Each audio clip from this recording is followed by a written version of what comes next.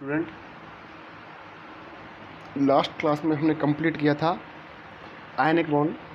तो ionic bond के अंतर्गत जितने भी टॉपिक चल रहे थे उसमें नेक्स्ट टॉपिक हमने बताया था कि आकर्षण स्थितिज ऊर्जा व प्रतिकर्षण स्थितिज ऊर्जा, अट्रैक्टिव पोटेंशियल एनर्जी व रिपल्सिव पोटेंशियल एनर्जी। तो हमारा जो आज की क्लास का टॉपिक है आकर्षण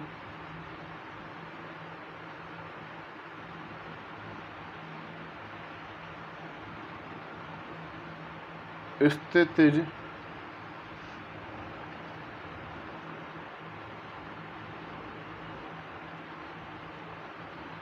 ऊर्जा, अट्रैक्टिव पोटेंशियल एनर्जी।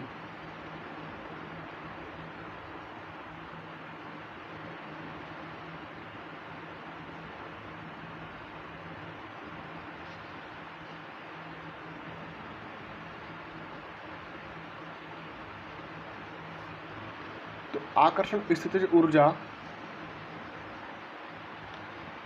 आकर्षण स्थितिज ऊर्जा की गणना के लिए हम क्या करेंगे, एक NaCl का क्रिस्टल लेते हैं और NaCl की क्रिस्टल संरचना फलक केंद्रीय घनीय होती है। माना इस संरचना में प्रत्येक आयन, NaCl में कौन कौन सा आयन होगा, क्लोरीन तो क्या होगा ऋणायन व सोडियम क्या होगा धनायन, के मध्य दूरी क्या है स्मॉल r। तो अट्रैक्टिव पोटेंशियल एनर्जी के लिए हम सर्वप्रथम एक क्रिस्टल लेते हैं, NaCl का क्रिस्टल ले रहे हैं। तो NaCl में क्या होगा बेटा, देखो NaCl, इसके अंतर्गत Na प्लस तो क्या होता है धनायन व Cl माइनस क्या होता है ऋणायन। इन दोनों के मध्य, इन दोनों परमाणुओं के मध्य बीच की दूरी क्या मानी हमने, स्मॉल r। और NaCl की जो क्रिस्टल संरचना होती है वो कैसी होती है, फलक केंद्रीय घनीय संरचना। तो ये हमारा हो गया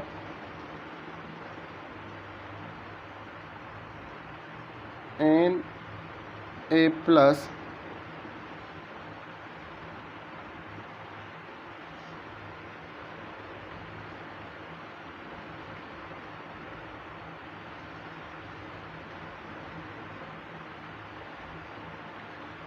Cl minus Cl minus Cl minus Cl minus Cl minus Cl minus और Na और Cl के मध्य दूरी क्या मानी हमने, स्मॉल r।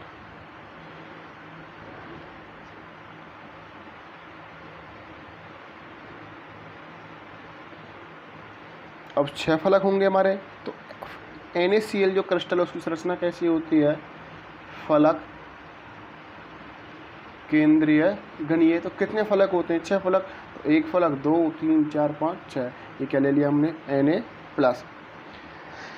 तो 6 फलकों के 6 Cl माइनस आयनों के कारण Na प्लस की जो स्थितिज ऊर्जा होगी, तो उपरोक्त डायग्राम के अनुसार हमें क्या स्पष्ट होता है कि Na प्लस के परमाणु को देखें तो इसके चारों ओर सबसे पास घन के फलक के मध्य स्थित क्लोरीन आयन है। Na प्लस के मध्य कौन सा है, क्लोरीन आयन। 6 फलकों के 6 क्लोरीन आयनों के कारण Na प्लस की जो स्थितिज ऊर्जा होगी, स्थितिज ऊर्जा का फॉर्मूला क्या बनेगा, पोटेंशियल एनर्जी का। इसको निरूपित किया हमने U1 बराबर -6 के E²/r। क्यों बेटा, आप सभी जानते हो पोटेंशियल एनर्जी का फॉर्मूला U बराबर क्या होता है, KQ1Q2/r। K1 क्या हो गया हमारा इलेक्ट्रॉन, K2 कितने हो गए 6 इलेक्ट्रॉन। Na प्लस में 1 इलेक्ट्रॉन, जबकि Cl माइनस कितने हमारे 6। तो Cl माइनस के अंतर्गत कितने इलेक्ट्रॉन, 6 इलेक्ट्रॉन। तो K1 K2 क्या हो गया 6 E²/r और इलेक्ट्रॉन पर आवेश क्या होगा माइनस। तो हमारा पोटेंशियल एनर्जी का जो फॉर्मूला आया U बराबर -6 के E²/r या U1 बराबर -6 E²/4πε0r। K की वैल्यू होती है 1/4πε0। इसके बाद Na प्लस से घन की भुजाओं के मध्य 12 Na प्लस आयनों के कारण जो अट्रैक्टिव पोटेंशियल एनर्जी होगी, सबसे पहले तो हमने किस कारण एनर्जी निकाली कि Na+ परमाणु को देखते हैं तो उसके पास सबसे चारों ओर घन के फलक के मध्य स्थित क्लोरीन आयन है। अतः 6 फलकों के क्लोरीन आयनों के कारण जो पोटेंशियल एनर्जी किससे निरूपित किया हमने, U1 से। अब Na+ से घन की भुजाओं के मध्य क्या है, 12 क्या आएंगे, Na+ आयन, तो इनके कारण जो पोटेंशियल एनर्जी आएगी उसको निरूपित कर रहे हैं हम U2 से। तो U2 क्या आएगी, प्लस 12E² बटे 4 pi epsilon not √2R, 12E² बटे 4 पाई एप्सिलॉन नॉट √2R, या बोले हम 12KE² बटे √2R, चूँकि K किसके इक्वल होगा, 1/4 पाई एप्सिलॉन नॉट के। इसी प्रकार क्रिस्टल में उपस्थित सभी Na+ व Cl- आयनों के कारण जो केंद्र पर स्थित Na+ है उसकी परिणामी पोटेंशियल एनर्जी किसके इक्वल होगी, U बराबर U1 plus U2 plus U3 dash dash dash. क्या निकाल रहे बेटा हम, आकर्षण स्थिति ऊर्जा। तो अट्रैक्टिव पोटेंशियल एनर्जी तो किससे निरूपित किया हमने, U से।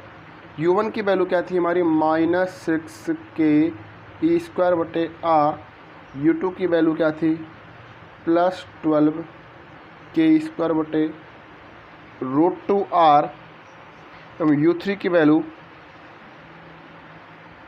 -8KE² बटे √3R। ऐसी किसकी वैल्यू निकालेंगे, U4 के लिए क्या हो जाएगा, √2 या √2 क्या मतलब 2R, ऐसे U5 डैश डैश डैश चलता रहेगा।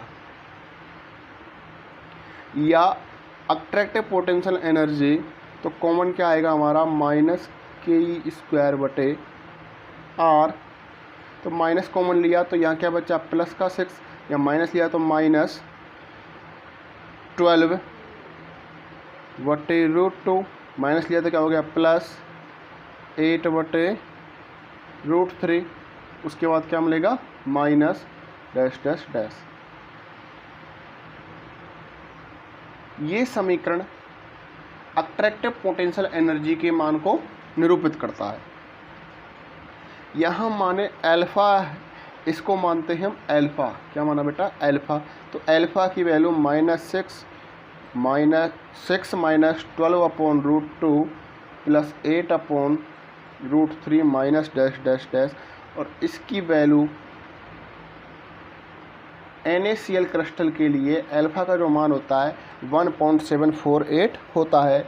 और इस अल्फा को बोलते हैं हम मेडुलम कांस्टेंट।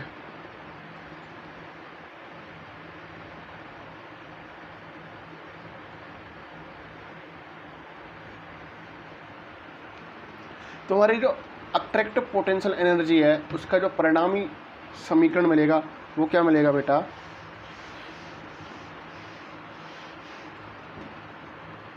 UA बराबर -1.748 E² बटे 4 पाई एप्सिलॉन नॉट R, या K के रूप में लिखें तो -1.748 KE² बटे R। ये जो हमारी इक्वेशन है ये अट्रैक्टिव पोटेंशियल एनर्जी के वैल्यू को निरूपित करती है, प्रेजेंट करती है। जो मेडुलम कांस्टेंट होता है अल्फ़ा, अल्फ़ा की वैल्यू NaCl क्रिस्टल के लिए कितनी बताई हमने, 1.748। ये सभी क्रिस्टलों के लिए अलग अलग होती है तथा एक ही प्रकार के क्रिस्टल संरचना वाले जो क्रिस्टल, इनकी संरचना कैसी है, एक ही प्रकार, उनके लिए अल्फ़ा का मान क्या होता है, एक समान होता है। जो अल्फ़ा है मेडुलम कांस्टेंट, इसका सभी क्रिस्टलों के लिए वैल्यू कैसी होगी, अलग अलग। लेकिन यदि माना ये क्रिस्टल है हमारा, एक क्रिस्टल ये है, इन दोनों की संरचना कैसी है, एक जैसी, तो इन दोनों क्रिस्टलों के लिए जो मेडुलम कांस्टेंट है उसकी वैल्यू क्या होती है, समान। तो अट्रैक्टिव पोटेंशियल एनर्जी की जो वैल्यू आती है -1.748 K² या लिखें हम UA इक्वल -K E² और अल्फ़ा आपका कहलाता है मेडुलन कांस्टेंट, और मेडुलन कांस्टेंट की वैल्यू हर एक इक्वेशन के लिए अलग अलग आती है। तो यहाँ हमारी जो अट्रैक्टिव पोटेंशियल एनर्जी कंप्लीट होती है, ये राजस्थान यूनिवर्सिटी में बेटा 2008 और 2015 में पूछा गया है, और 2018 में भी पूछा गया है, 18, 15 और 8। नेक्स्ट टॉपिक है हमारा रिपल्सिव पोटेंशियल एनर्जी। ये काफ़ी इंपॉर्टेंट है, ये भी 2008, 18 और 15 में पूछा गया है।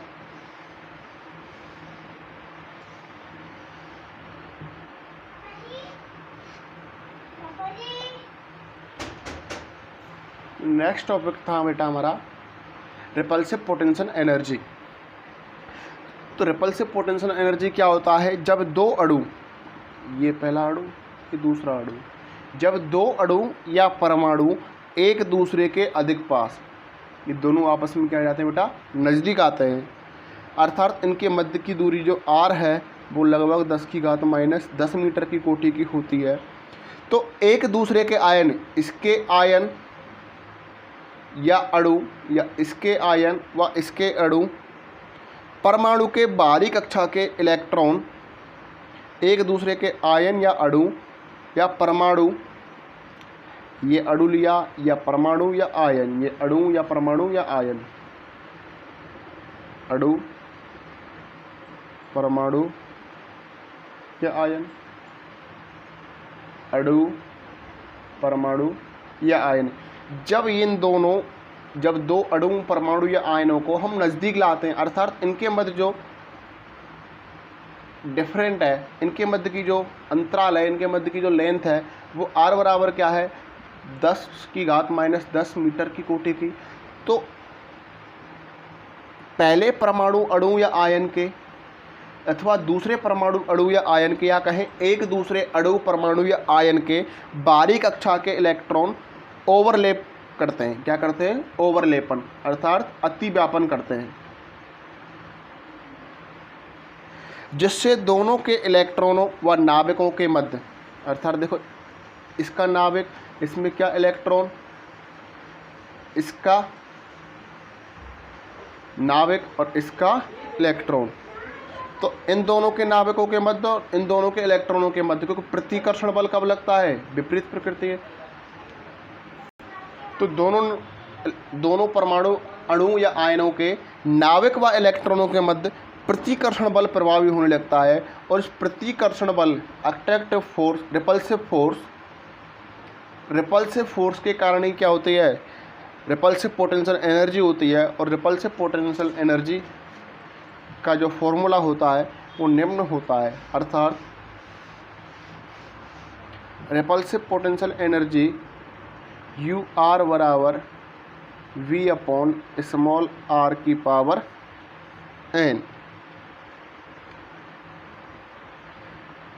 यहाँ B व n कांस्टेंट होते हैं, एवं R क्या है, दोनों परमाणुओं के मध्य की दूरी, और UR क्या होगी बेटा, रिपल्सिव एनर्जी। धनात्मक स्थितिज ऊर्जा प्रतिकर्षण को व्यक्त करती है। प्रतिकर्षण ऊर्जा की r⁻⁻n पर निर्भरता यह बताती है कि repulsive force short range force है, जो कि अंतर आयनिक दूरी के कम होने पर बढ़ता है। अर्थात देखो बेटा क्या, जो रिपल्सिव पोटेंशियल एनर्जी UR है, इसका फॉर्मूला बताया बेटा V/Rn, या इसको ऐसे भी तो लिख सकते हैं, रिपल्सिव पोटेंशियल एनर्जी V/r⁻⁻n। तो V और n तो क्या है बेटा यहाँ पर कांस्टेंट, और धनात्मक स्थितिज ऊर्जा प्रतिकर्षण को व्यक्त करेगी, इसकी जो वैल्यू क्या है, पॉजिटिव है। तो ये किसको निरूपित कर रही है, अट्रैक्शन को, रिपल्सन। अर्थात ये जो पॉजिटिव जो साइन आ रहा है ये से करता है। ये जो एनर्जी है वो कैसी एनर्जी है, रिपल्सिव पोटेंशियल एनर्जी या प्रतिकर्षण एनर्जी। एवं प्रतिकर्षण ऊर्जा, रिपल्सिव एनर्जी का मान किस पर निर्भर कर रहा है, r की पावर -n पर।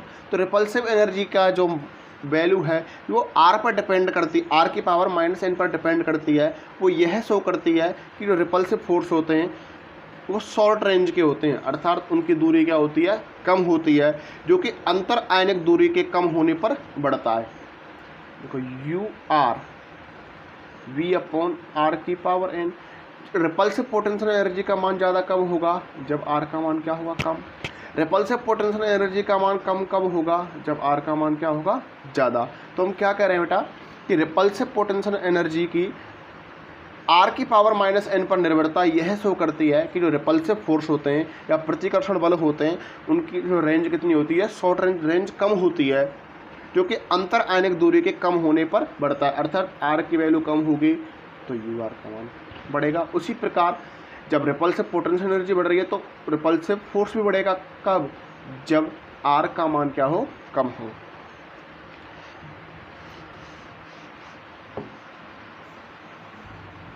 तो बेटा ये रिपल्सिव पोटेंशियल एनर्जी थी। रिपल्सिव पोटेंशियल एनर्जी बोर्न तथा मेयर द्वारा भी दी जाती है। उसको हम नेक्स्ट क्लास में या नेक्स्ट क्वेश्चन में कराएंगे। यह हमारा चल रहा है रिपल्सिव पोटेंशियल एनर्जी और अट्रैक्टिव पोटेंशियल एनर्जी। तो रिपल्सिव पोटेंशियल एनर्जी की जो वैल्यू आई थी u(r) बराबर थी हमारी v(r) की पावर -n। अब अतः रिपल्सिव पोटेंशियल एनर्जी निकाल सके हम, अट्रैक्टिव पोटेंशियल एनर्जी निकालते हैं। वो कितना आया था, ua बराबर -1.748 Ke²/r। तो अतः प्रत्येक आयन की क्रिस्टल में उपस्थित अन्य सभी अन्योन क्रियाओं के फलस्वरूप कुल स्थितिज ऊर्जा अर्थात टोटल पोटेंशियल एनर्जी किसके इक्वल होगी, attractive potential energy plus repulsive potential energy. या ut किसके बराबर, ua प्लस ur। तो ut बराबर ua की वैल्यू -ke²α/r प्लस b/r की पावर n। तो टोटल पोटेंशियल एनर्जी किसके इक्वल आएगी, attractive potential energy plus repulsive potential energy. ये किसकी वैल्यू थी, हमारी अल्फा की। पर हम जानते हैं कि साम्यावस्था की स्थिति में r किसके इक्वल होता है, r0 के। और जब साम्यावस्था की स्थिति में जो पोटेंशियल एनर्जी होती है वो कैसी होती है, न्यूनतम, अर्थात du/dr r बराबर r0 पर क्या होगा, 0। मैक्सिमम मिनिमम पढ़ा है हमने। कोई कंडीशन न्यूनतम हो रही है तो उसका अपकलन करेंगे हम, क्या होगा, 0। तो इस कंडीशन के अंतर्गत देखो बेटा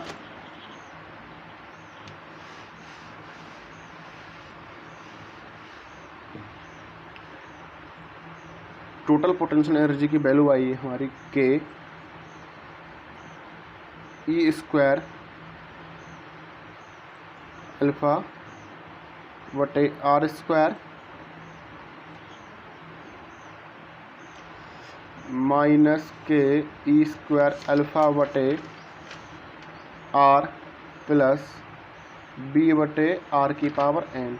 साम्यावस्था की कंडीशन कब होगी, जब r किसके बराबर हो, r0 के। और उस कंडीशन में du/dr r बराबर r0 पर किसके बराबर होगा, 0। तो टोटल पोटेंशियल एनर्जी का क्या करें हम, अवकलन किसके सापेक्ष, r के सापेक्ष। उस कंडीशन में r का मान क्या हो, r0। तो देखो बेटा du/dr 1/r का अवकलन क्या होता है, माइनस के 1/r²। d/dr 1/r किसके इक्वल होगा, माइनस के 1/r²। और यहाँ ऑलरेडी क्या है, माइनस, तो माइनस से कैंसिल हो जाएगा। तो क्या मिलेगा, k α e²/r²। r की पावर क्या है, n। और r की पावर n का अवकलन क्या होगा, या वही कहूँ मैं 1/r का अवकलन क्या होगा, माइनस के 1/r²। r की पावर n, तो 1/r की पावर n का अवकलन माइनस 1/r की पावर n प्लस 1। पावर क्या होगी, डिक्रीज होगी, इंक्रीज होगी। के अल्फ़ा ई स्क्वायर बटे R square minus n v बटे आर की पावर एन प्लस वन, और आर बराबर क्या रखेंगे हम, आर नॉट। तो ये क्या किया हमने, डिफरेंशियल किया इसका, अर्थात के अल्फ़ा ई स्क्वायर बटे आर नॉट स्क्वायर किसके इक्वल मिलेगा, एन वी बटे आर नॉट की पावर एन प्लस वन। यदि मैं यहाँ से b की वैल्यू निकालूं तो v बराबर मिलेगा के अल्फ़ा ई स्क्वायर बटे एन आर नॉट की पावर एन माइनस वन, क्योंकि आर नॉट की पावर 2 है और आर नॉट की पावर क्या है, एन प्लस 2। ये इधर जाएगा और ये ऊपर जाएगा, ऊपर पावर आर नॉट की पावर एन प्लस 2, ऊपर पावर नीचे पावर क्या है प्लस 2, ऊपर जाएगी तो क्या हो जाएगी माइनस 2। तो प्रति क्रिस्टल ऊर्जा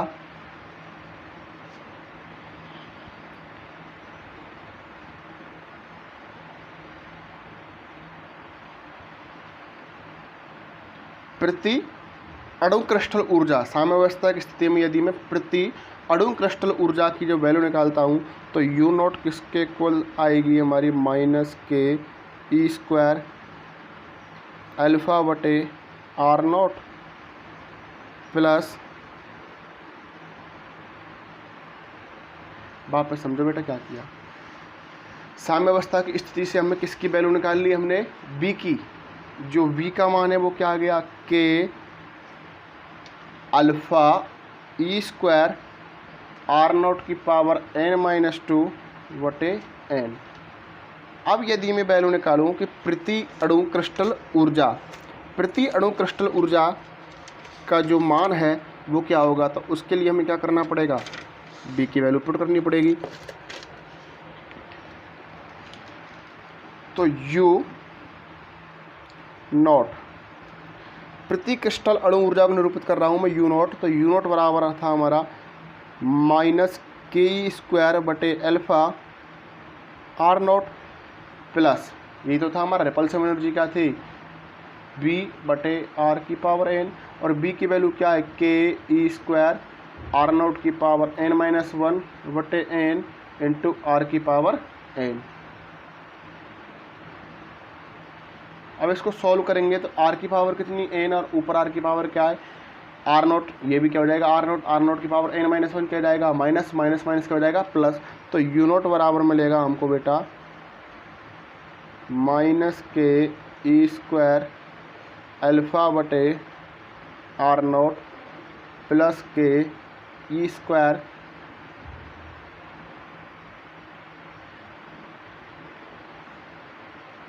एन आर नॉट। यदि मैं इसको नीचे लेके आऊँगा तो इसकी पावर क्या बनेगी, ये बनेगी, देखो नीचे आर नॉट की power n minus n plus one, minus n n cancel तो क्या हो जाएगा वन।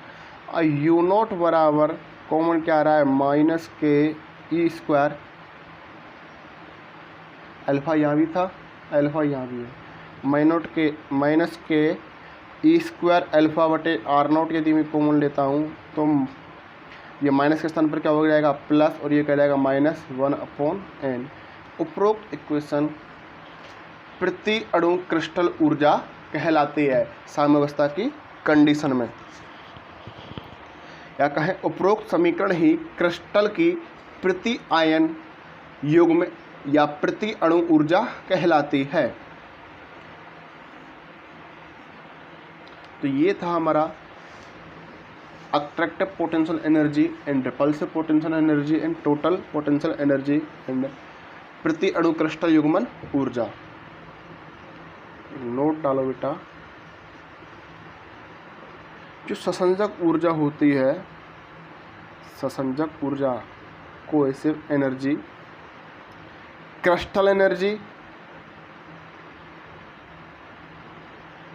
प्लस आयनन एनर्जी प्लस इलेक्ट्रॉन बद्धता, संयोजक ऊर्जा का जो मान होता है वो क्रिस्टल की ऊर्जा प्लस आयन ऊर्जा प्लस इलेक्ट्रॉन बद्धता के बराबर होता है। नेक्स्ट टॉपिक है हमारा बॉर्न तथा मेयर द्वारा क्रिस्टल ऊर्जा।